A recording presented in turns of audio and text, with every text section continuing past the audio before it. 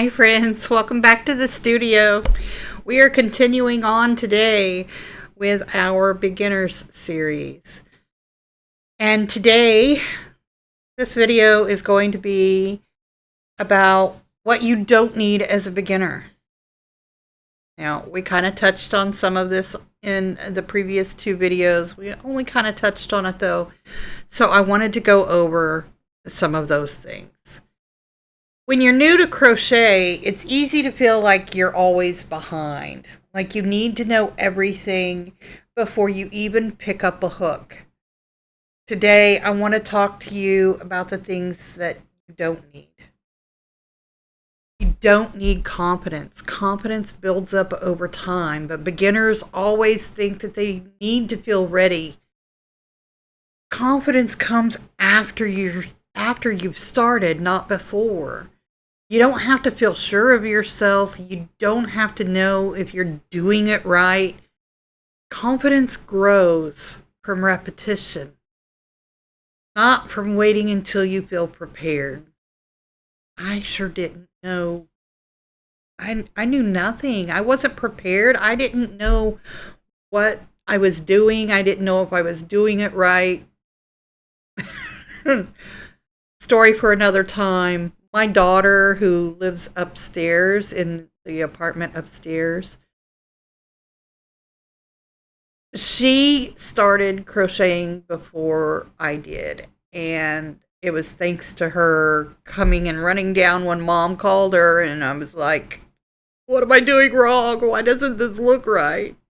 Calm down, Mom. You're good. You've got this. You just did this part wrong. And showing me the correct way to do it. Anyway, you also don't need to know all of the stitches. There are way too many of them to know all of them right off the bat before you've ever picked up your hook. There's no way. Zero shot. You need to know a few basic stitches. You need to know how to chain, and that's going to help you if you are doing blankets or wearables. If you're doing plushies, you don't really even need to know how to chain. For plushies, you need to know single crochet, sometimes double crochet, mostly single crochet. You need to know how to do increases and how to do decreases if you're doing plushies. Now, I didn't start with plushies. I started with blankets, and the reason for that is there's no shaping involved. If there's no shaping involved, you don't need increases and you don't need decreases. So, when you decide on something you want to work on, and again, you don't even have to have a plan for what you want to work on. You can simply just do the stitches, and it doesn't have to be anything. When I first started, before I started on my first blanket, I did just a little, I call it my little test. And I don't have it, I've got it put away at this point. But I just did a little test. It would be about the size of a dishcloth, I suppose.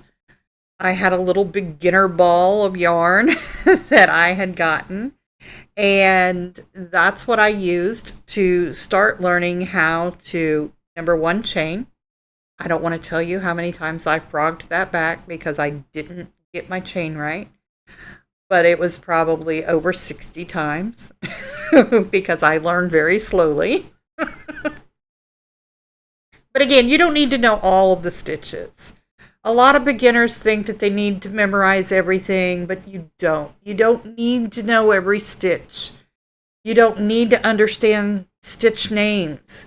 You don't need to memorize any of it.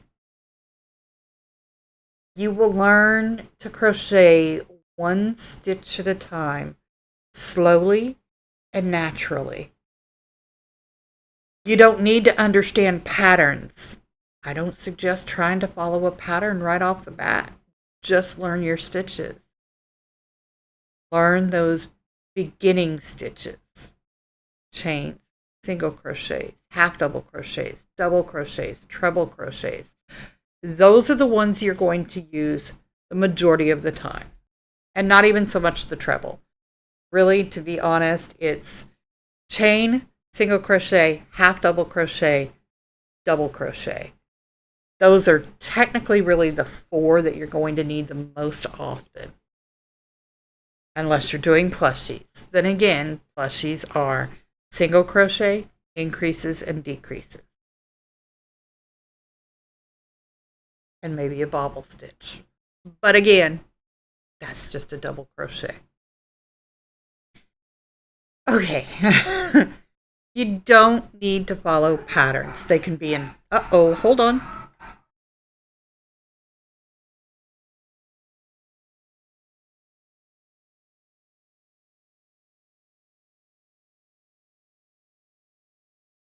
I'm sorry, y'all.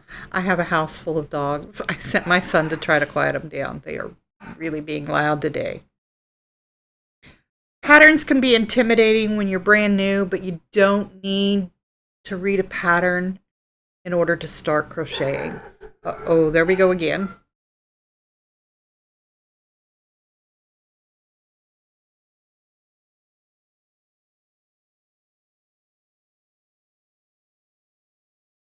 You don't need to understand the abbreviations. You don't need to follow written instructions. You can learn by feel, by repetition, by the look of the stitch, or by instinct. That's how I started. You also don't need a proper first project. Again, it doesn't have to be a blanket or a wearable or a plushie. It can literally be just rows of single crochet or half double crochet or whatever stitch you were working on. And it can just be, this big, or maybe it's this big, and you're just doing row after row. That's okay. That's how you're going to learn your stitches. It doesn't have to be a, what did you make kind of situation.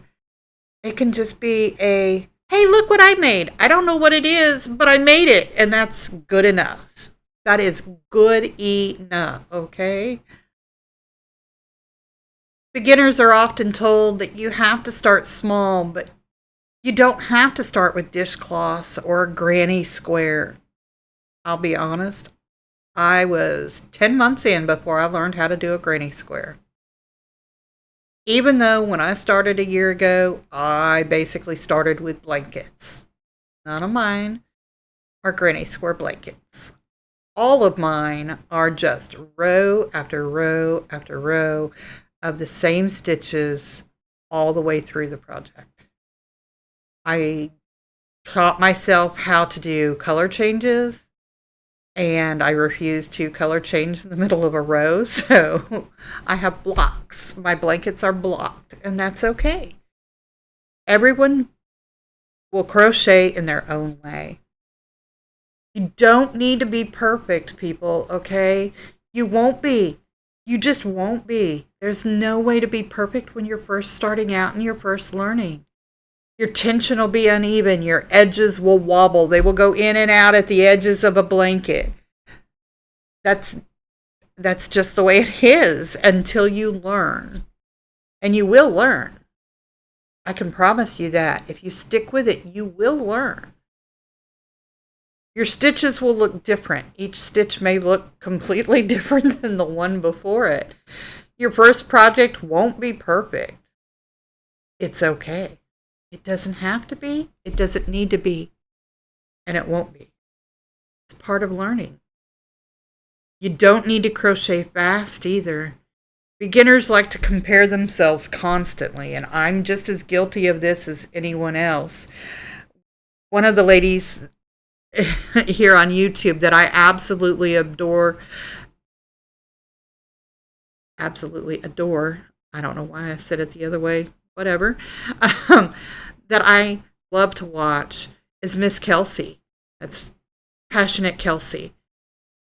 She is amazing. She's been crocheting for quite a few years, and she is so fast.